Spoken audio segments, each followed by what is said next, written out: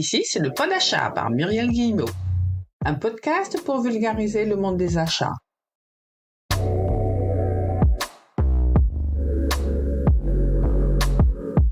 Comment allez-vous les podacheteurs? Bienvenue dans ce nouveau podcast du mois.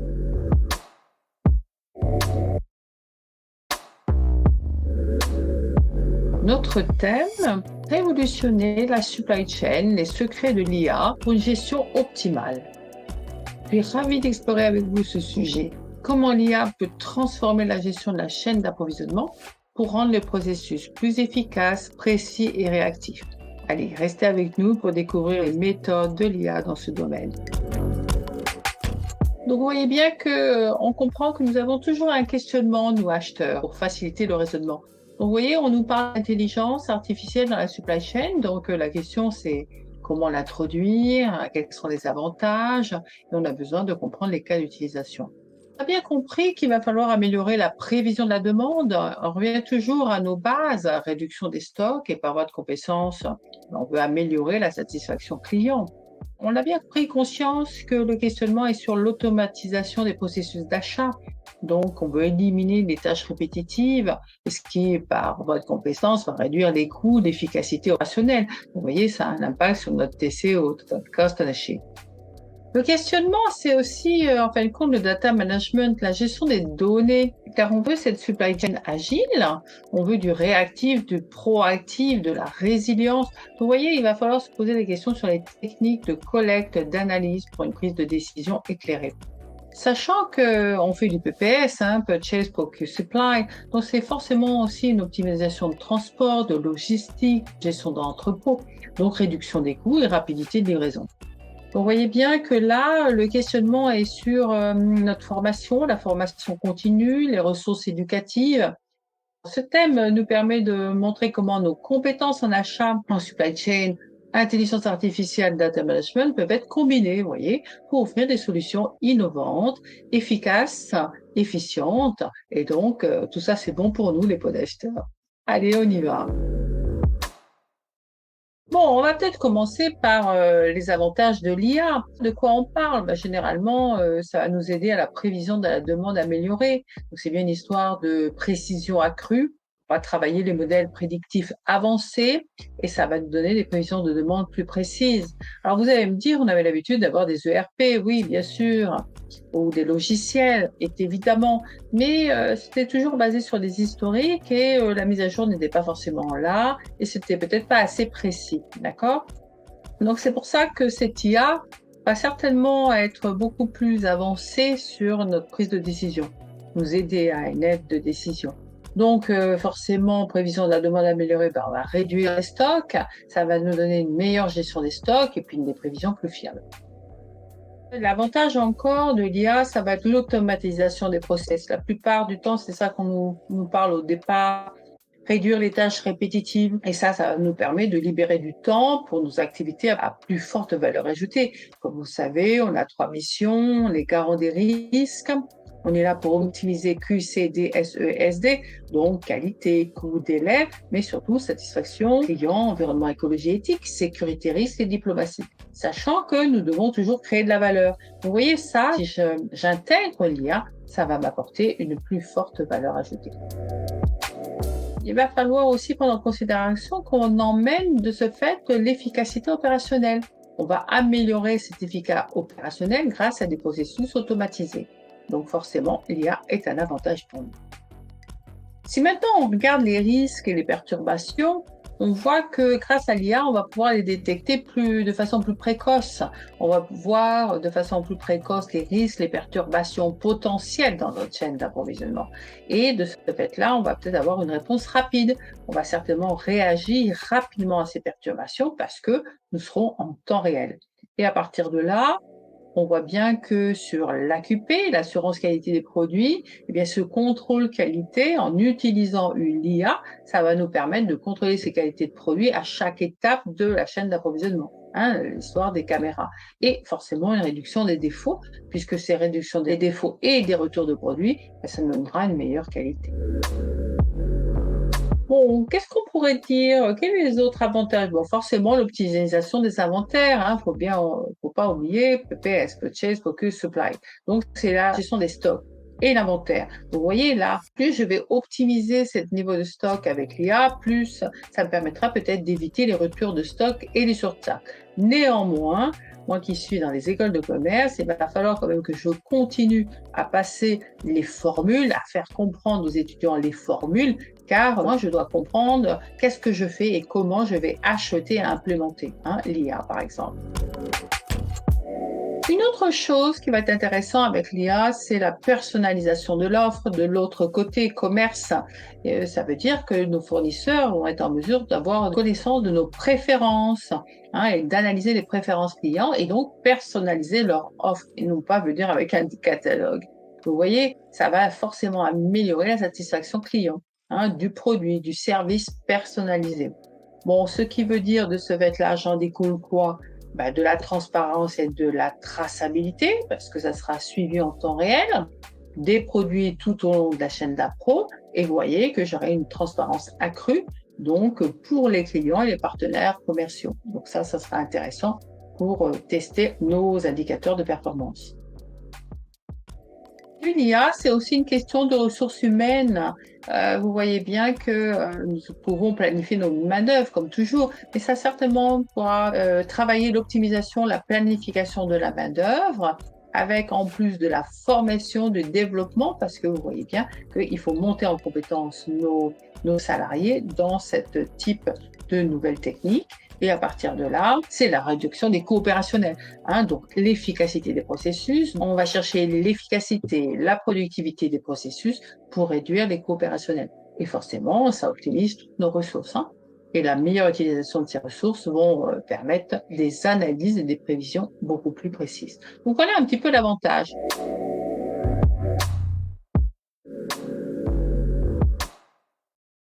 Alors, comment on va faire? Comment ça va être possible? Bien, en fin de compte, nous, acheteurs, nous sommes des moteurs, comme vous savez, nous sommes des apporteurs de solutions. Donc, de ce fait-là, on va certainement câbler la prévision de la demande améliorée. Donc là, c'est les modèles prédictifs avancés. Vous voyez, c'est cette machine learning. Donc, on va lui donner des données historiques, qui va analyser, qui va me prévoir la demande future. Il va courir en marchant, si vous voulez, demande future avec grande précision. Donc, ça veut dire qu'on va parler des analyses de données en temps réel. Ça va venir de plusieurs sources, de diverses sources. On va, par exemple, si on est dans la demande améliorée, on va regarder les ventes, les météos, les tendances de marché, et tout ça pour ajuster les prévisions, par exemple. Si on est dans les itinéraires de transport, vous voyez bien que là, c'est des algorithmes d'optimisation pour être le plus efficace en termes de coûts et de temps, voire même plus, QCD, SESD. Et puis après, c'est forcément une analyse des données actuelles. Donc, on parle de collecte, d'analyse, de trafic, de conditions routières, de coûts de carburant, et tout ça en temps réel. Alors, si je suis dans l'automatisation des process, comment on va faire? Vous voyez bien que cette automatisation des charges répétitives, donc on va forcément utiliser des robots logiciels, des RPA, pour optimiser ces tâches répétitives comme par exemple la saisie des données, la gestion des commandes, la facturation. Et de ce fait-là, on va mettre des workflows intelligents. Donc le workflow intelligent, c'est on va utiliser l'IA pour prendre des décisions basées sur quoi? Des règles et des analyses de données. Tout ça va nous permettre de mieux gérer les risques et les perturbations. Donc, vous voyez, on va pouvoir détecter les anomalies. On va même utiliser des modèles d'anomalies pour identifier les écarts. Donc, on a forcément un plan A, un plan B, un plan C, et on va pouvoir intégrer les comportements, ce qui est normal, ce qui est des risques, les potentiels. Et donc, après, on n'a plus qu'à faire de l'analyse prédictive. Vous voyez, anticiper les perturbations potentielles. On va mettre des éléments comme la RSE, les catastrophes naturelles, les grèves, etc., pour planifier des actions préventives, par exemple. Et tout ça, ça va améliorer la qualité de nos produits, de nos AQP. Comment on va faire? On va faire le contrôle de qualité automatisé, une vision par ordinateur qui va permettre d'inspecter le produit de la chaîne d'appro et ça va détecter les défauts et se mettre à l'écart. Ça va être l'analyse des données de qualité, donc là encore, collecte, analyse pour identifier les tendances, les problèmes récurrents, l'amélioration continue. Donc, on vient toujours à la satisfaction du client, à la finalité. Et forcément, comment on va faire? Ça va être l'optimisation des inventaires. Donc, c'est là encore des modèles de prévision de stock. Tout ça pour déterminer le niveau de stock optimum en fonction de la demande prévue, saisonnière ou pas. Et donc, qu'est-ce qu'on va avoir aussi dans l'optimisation des inventaires? C'est peut-être l'analyse des données de vente aussi, hein. Donc, permettre, ajuster ce niveau de stock en temps réel, éviter donc les ruptures et de stock ou les surstocks. Vous voyez bien qu'il y a un avantage.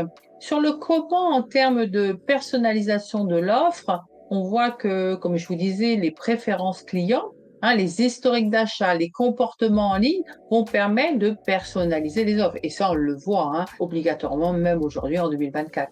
Donc, tout ça, c'est des recommandations personnalisées pour proposer des produits et des services adaptés à ses clients, à tel type de clients. Tant que ça améliore la transparence et la traçabilité, super. Suivi en temps réel, c'est les technologies comme l'IoT, le blockchain, la blockchain pour suivre en temps réel tout au long de la chaîne d'appro. Et puis bien sûr, ça va aussi nous permettre d'avoir des tableaux de bord interactifs. Visualiser les données de suivi, améliorer la transparence pour les clients et les partenaires commerciaux. Vous voyez, les parties prenantes. Ce qui veut dire que de ce fait-là, on va optimiser les ressources humaines, comme je l'ai dit, prévision de demande et cycle de production. On va faire des analyses de performance, donc identifier les besoins en formation et en développement des compétences. Et de ce fait-là, on revient toujours à réduire nos coûts opérationnels. Donc, le but, c'est d'identifier les inefficacités, les processus et proposer des améliorations, tout en forcément optimisant les ressources. Donc, on parle bien de matériaux, d'énergie, etc., pour réduire les coûts opérationnels. Donc, vous voyez, en combinant ces techniques, ces différentes techniques et ces outils, l'IA peut transformer la gestion de la chaîne d'approvisionnement en rendant les processus plus efficaces, précis, concis, rigoureux et réactifs. Et tout ça en réduisant les coûts et en améliorant la satisfaction client. Bon, tout ce qui est égal à notre mission, tout à fait.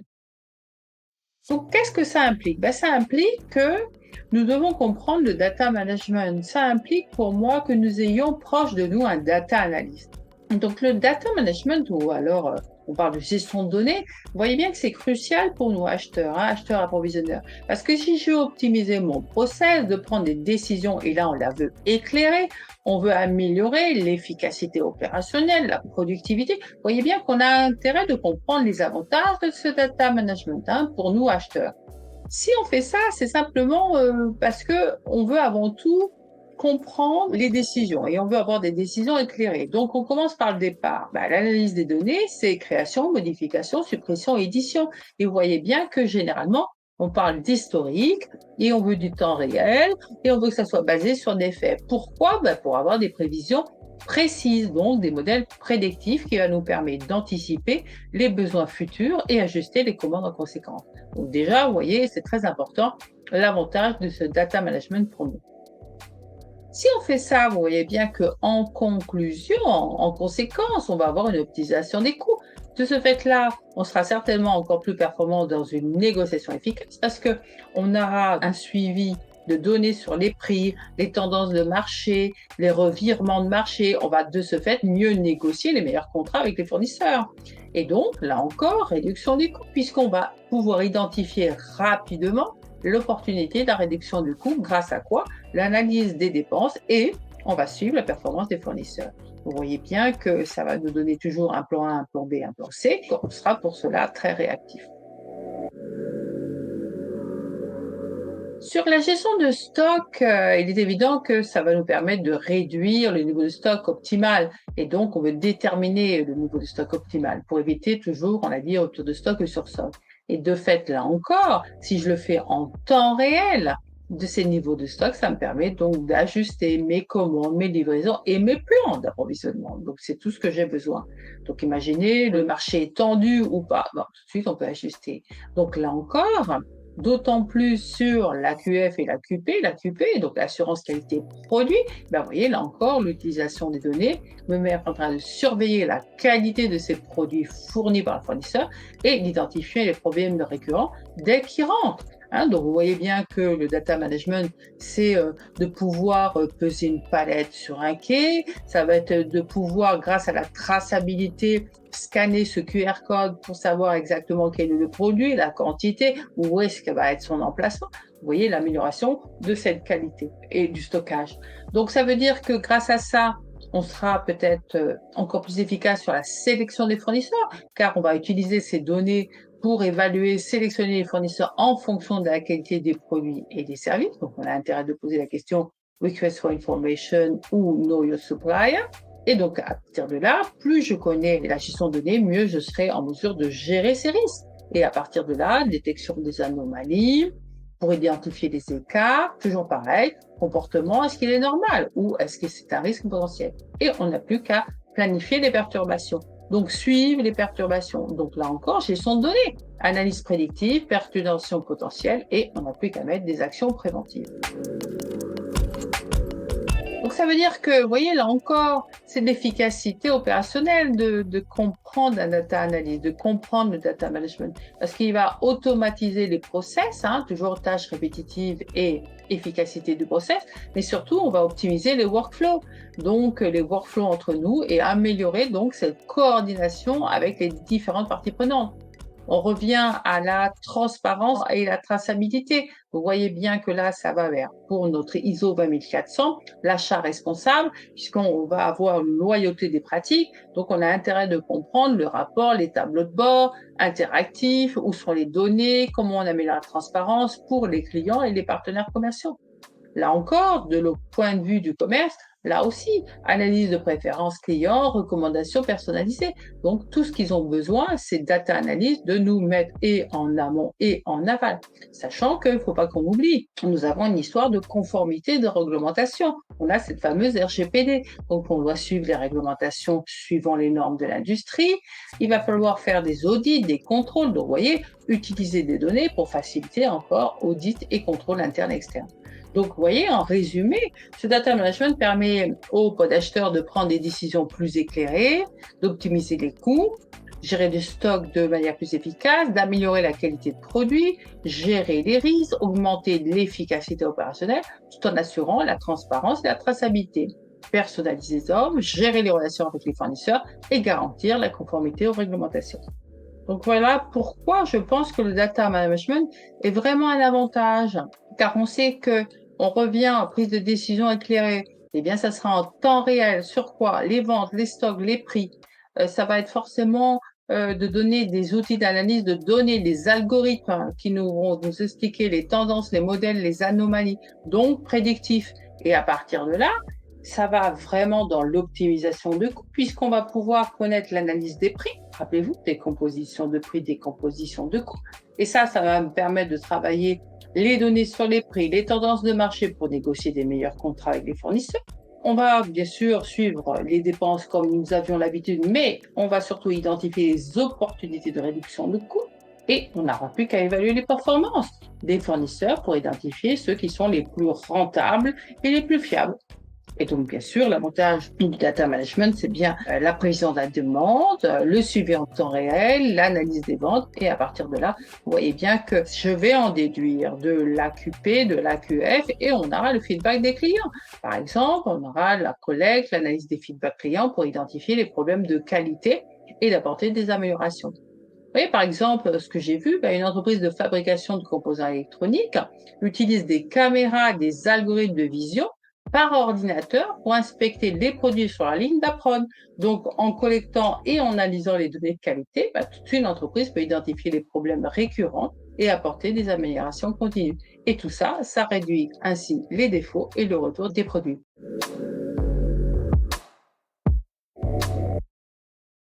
On a d'autres avantages, bien sûr. Qu'est-ce que je vois? Je vois la gestion des risques, forcément. On va détecter les anomalies en amont, ça sera plus rapide. On verra tout de suite le comportement.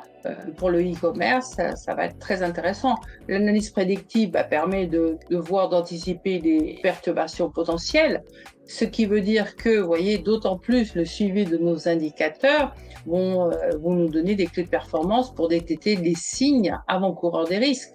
Et on vient toujours, je vous dis, à l'avantage qui est l'efficacité opérationnelle.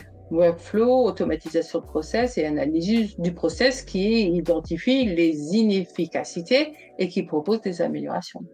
Bon, tout ça, ça nous donne franchement de la transparence et de la traçabilité à tous les niveaux, hein. Suivi des commandes, amont-aval, rapport et tableau de bord, interactif, qui nous permet bien sûr d'améliorer la transparence pour les clients, la blockchain, qui nous permet d'avoir une traçabilité complète, sécurisée des produits tout au long de la chaîne d'appro, et forcément une personnalisation de l'offre.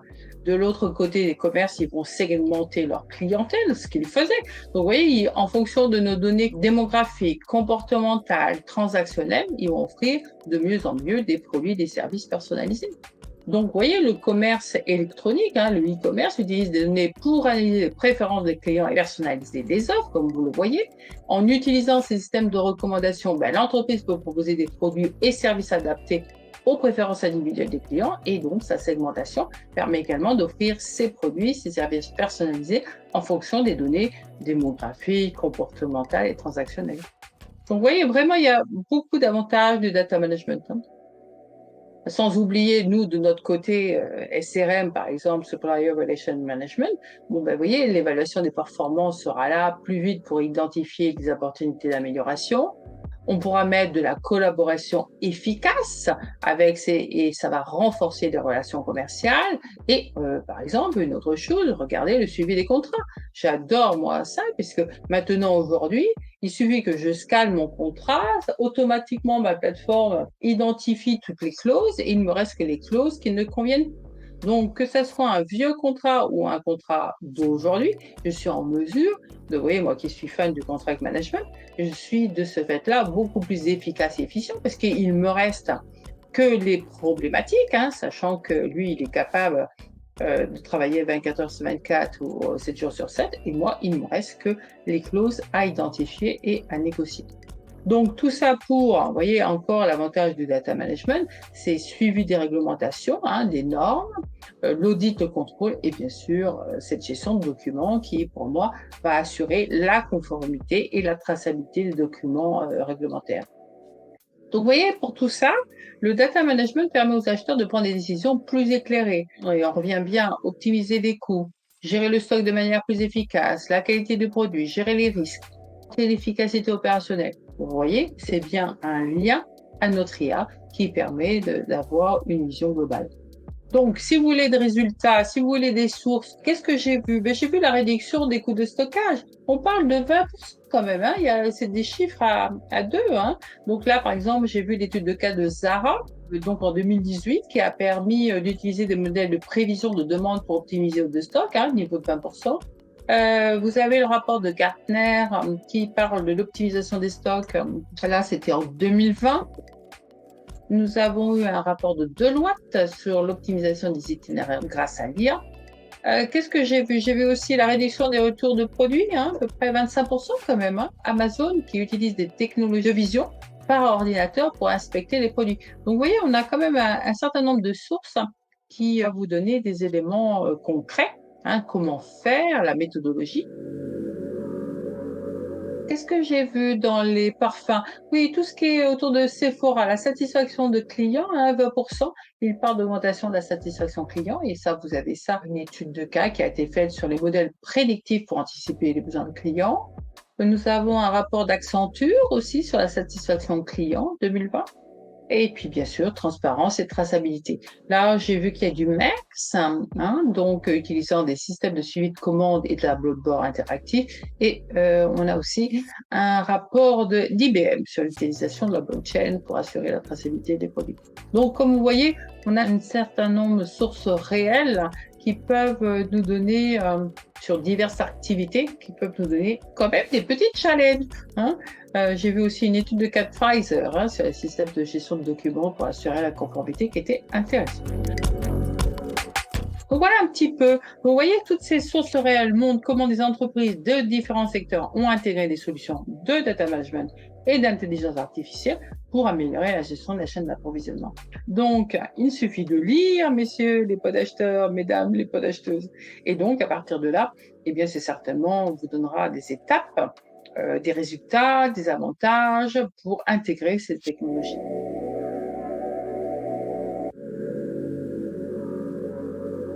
Voilà, voilà. Eh bien, en résumé, l'intelligence artificielle, vous voyez, offre de nombreux avantages pour la gestion de la chaîne d'approvisionnement.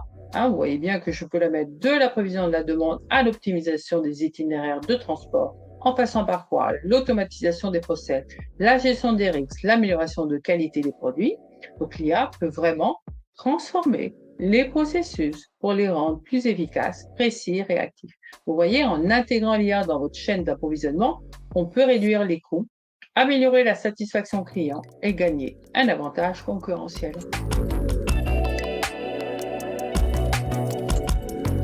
Bon, allez, si vous avez aimé cet épisode de Pod Achat, n'hésitez pas à le partager. Si vous avez la moindre question, l'adresse mail est dans la description. À bientôt pour un nouvel épisode. Take care les podacheteurs. À bientôt.